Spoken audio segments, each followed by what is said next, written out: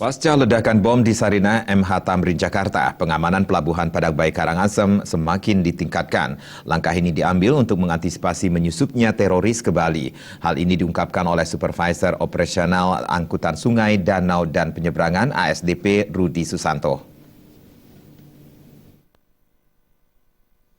Untuk mengantisipasi menyusupnya teroris ke Bali, pengamanan pelabuhan Padang Bayi semakin ditingkatkan. Supervisor Operasional ASDP Rudi Susanto menyatakan, penjagaan keamanan telah dilakukan secara maksimal selama 24 jam 7 hari seminggu.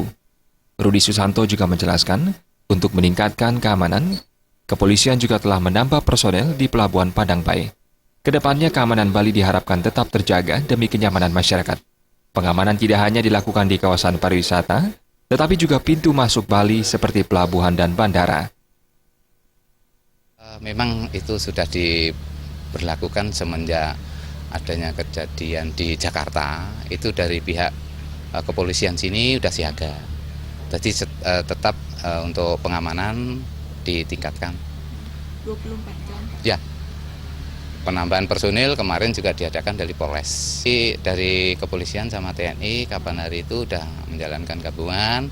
Namun untuk saat-saat situasi kayak situasi yang sekarang ini udah reda, dikurangi untuk namun lebih lanjut, Rudi Susanto berharap seluruh elemen masyarakat turut berpartisipasi aktif dalam menjaga keamanan Bali.